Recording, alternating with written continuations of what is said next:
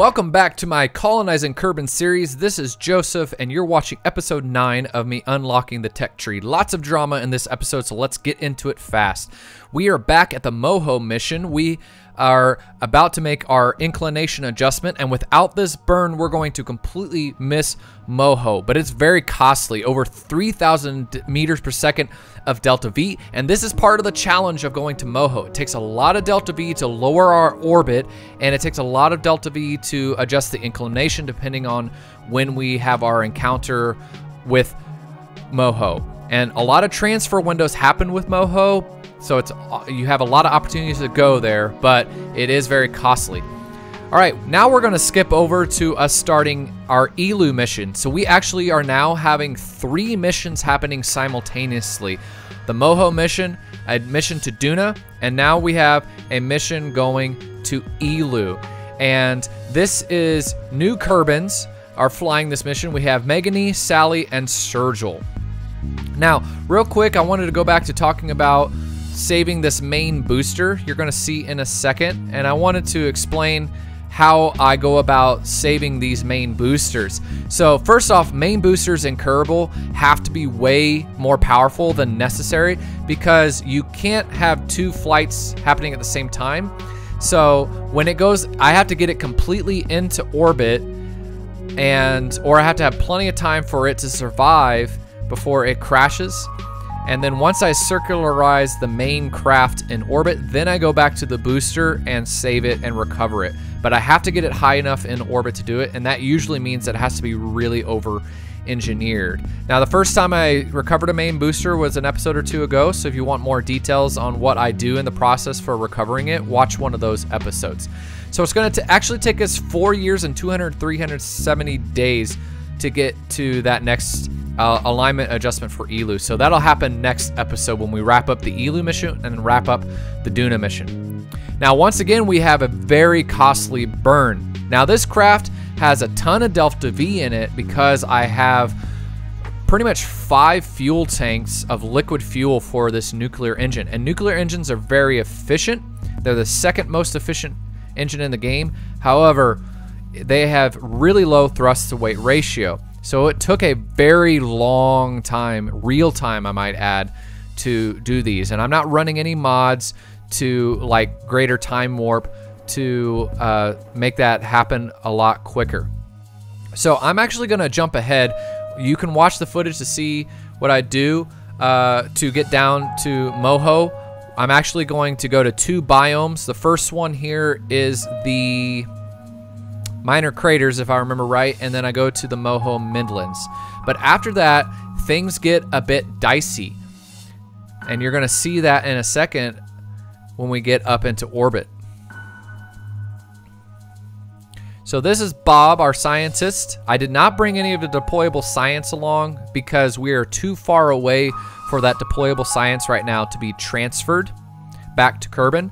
So I didn't want to waste having to have containers and things for all of that stuff and add more weight to this lander. The lander does have this large direct dish. I believe this one has 100 gigabytes of range, so it easily connects back to the KSC. And since I built a satellite network around Kerbin last episode, we should have a complete connection to the KSC at all times, so that we can use the probe core and set maneuvers when we do our encounter burn in orbit. So as you can see, we have prograde and retrograde available to us on this probe core. Those were side fuel tanks that I just jettisoned before getting into orbit, so they will crash and not be debris, but that allowed me to have enough delta V to get into orbit. Okay, so at this point in the mission, I realized that we're probably not gonna have enough delta V to get back. I did transmit some science back to Kerbin and unlock composites real quick. So I decided to use all my monopropellant to deorbit the craft, and I transferred over fuel from the lander. However, when I jettisoned those side tanks, I somehow accidentally put the solar panels in the wrong place, and so those solar panels got destroyed. So what I'm gonna have to do now is not use any I can't leave SAS on at any point because then that'll drain the batteries. And then also I discovered I didn't have enough fuel to get back. So right now what you see is a rescue mission. In order for us to get back to Kerbin, we need more fuel. So even though the nuclear engines are very efficient, even though I jettisoned those side boosters, I mistakenly did not set up those side boosters to dump fuel into the main set of fuel tanks. So because of that, the craft didn't run as efficiently as planned. So somehow I must have not saved the file correctly or something for the craft. So there's just no way for us to get back. Now, even though this fuel tanker is on its way, it's very costly for this fuel tanker to get there too. So Moho encounter windows, so opportunities to get to Moho happen a lot. So it wasn't very much time in real game to get there. And the Duna missions and Eeloo missions, I still got plenty of time to go back to those. So part of what's causing me to lose so much fuel is that I'm just flying way too fast when I get into Moho orbit. So if I'd done a little bit better job of getting both of these crafts there, I probably wouldn't be having all these problems with fuel. So after that, I now have about 3/4 of the craft filled up with fuel, but it was very nerve-wracking because I had to do these maneuver nodes for several minutes and I just couldn't get an encounter. But luckily I was able to finally get an encounter on this second maneuver node here. So with that alignment burn, I was able to get enough of an encounter to get back, and we have only about 35 units of fuel left, cutting it really close. So I decided to just set the periapsis right at about 18 kilometers up, which means we're coming in ridiculously fast. But thankfully, the heat shield is way overpowered. Now, because we were going so fast, Valentina and Bob actually passed out. So I do have G-forces turned on in the game, but luckily we have a probe core, so it wasn't a big deal. We never lost control of the craft, and we landed, thankfully we landed safely. And man, we got a ton of science points from that rescue mission.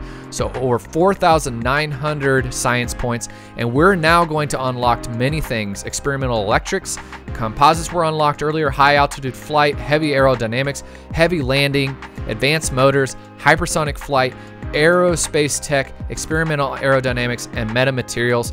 And we basically just have 2 things left on the tech tree. So next episode, we might be unlocking it. So thank you all for watching. We almost had a catastrophe there with our Moho mission. Little things in my planning almost didn't work out, but thankfully we were able to pull it off just barely. So I will probably not use that craft ever again for Moho. I need to do a little better planning for the future. Well, catch you guys next time, where we will wrap up our Duna and our Eeloo mission, and we'll most likely finish unlocking the tech tree in episode 10. Catch you all later.